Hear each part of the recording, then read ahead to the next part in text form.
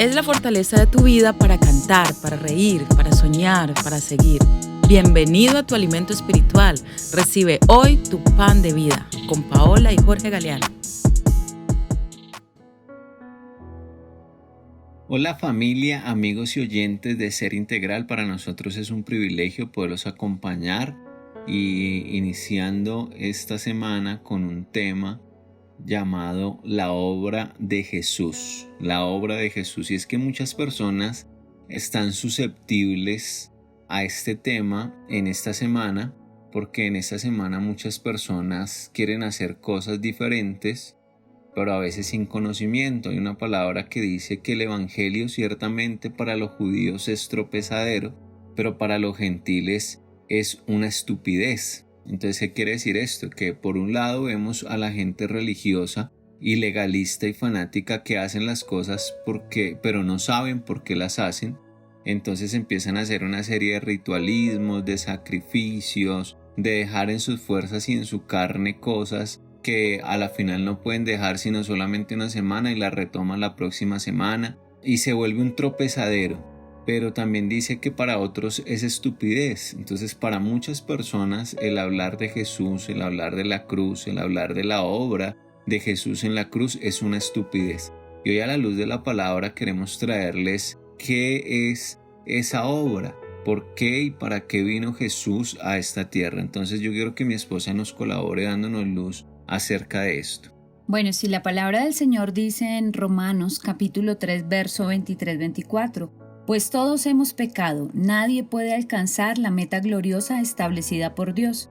Sin embargo, en su gracia, Dios gratuitamente nos hace justos a sus ojos por medio de Cristo Jesús, quien nos liberó del castigo de nuestros pecados. Y es que aquí podemos ver cómo todos los seres humanos, en medio de esa naturaleza caída que recibimos según la palabra, por el pecado que tuvo Adán desde el inicio, entonces venimos con esa naturaleza caída que nos lleva a pecar. Por eso es que la palabra dice que todos hemos pecado. Aún los bebés que son tan bonitos, ellos ya vienen con un pecado original. Y es necesario, dice la palabra, que hubiera un sacrificio. Los sacrificios del Antiguo Testamento eran de corderos, de animales, pero en el Nuevo Pacto, en el Nuevo Testamento vemos cómo esa obra de amor que Dios hizo por la humanidad fue entregar a su Hijo unigénito, como dice Juan 3:16, y lo hizo por amor y como lo acabé de leer, para librarnos y para reconciliarnos con Dios. Esa fue la obra tan hermosa que hizo Jesús en la cruz, de derramar su sangre, de derramar hasta la última gota para que tú y yo pudiéramos recibir la reconciliación del Señor, pero para que nosotros pudiéramos ser aceptos y que ese pecado que traíamos, pues Jesús lo llevara en la cruz y nosotros pudiéramos ser libres de esas cadenas y de esa esclavitud que traíamos por el pecado. Muy bien, gracias por la claridad. Entonces, ¿por qué? Porque estábamos perdidos en nuestros delitos y pecados y para amarnos y reconciliarnos. Qué linda esa obra de Jesucristo. Pero hay muchas personas que luchan con este tema de la muerte del Señor Jesús. Hay muchas personas que desacreditan tal muerte, que no creen en esa muerte. Pero ¿qué significa? ¿Qué significa esa muerte y esa resurrección?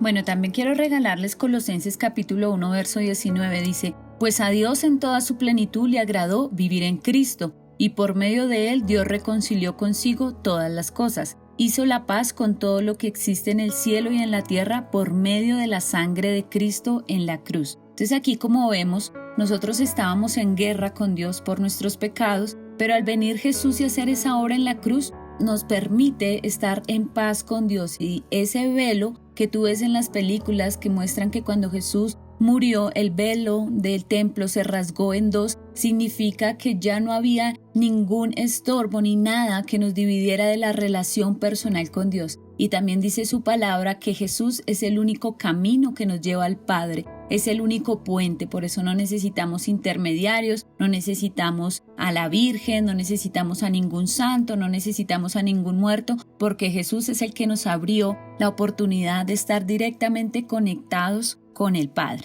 Muy bien, entonces vemos aquí que necesitamos no solamente ir a estos rituales que se nos han enseñado tradicionalmente, ni solamente ver una película o 3 o 5 películas que son las habituales en esta semana que le llaman la Semana Mayor, sino que necesitamos ir a profundidad y mirar de verdad este sacrificio tan impresionante que hizo el Señor y esa obra tan hermosa que hasta el momento sigue y va a seguir hasta la eternidad. Así es, y es una bendición porque Jesús no se quedó allí en el madero, Jesús no se quedó allí en la cruz, sino que Él resucitó. Y dice la palabra en 1 Corintios 15, lo cierto es que Cristo sí resucitó de los muertos. Él es el primer fruto de una gran cosecha, el primero de todos los que murieron. Entonces, así como Jesús resucitó de entre los muertos, nosotros también vamos a ser resucitados en el día final, dice la palabra, si hemos muerto. ¿Por qué? Por esa obra maravillosa que Jesús nos permitió para poder tener la relación eterna con el Padre y estar en comunión siempre con Él.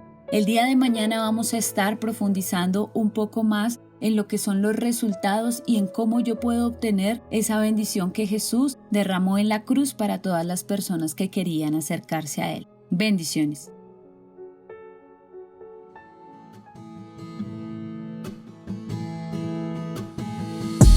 Recuerda enviar tus peticiones de oración a nuestros canales de contacto. Además, no olvides compartir este pan de vida con tus amigos y familia. Si deseas apoyarnos con tus donaciones y ofrendas voluntarias, lo puedes hacer a la cuenta de ahorros. Dios te bendiga. Te esperamos en un nuevo podcast del Pan de Vida.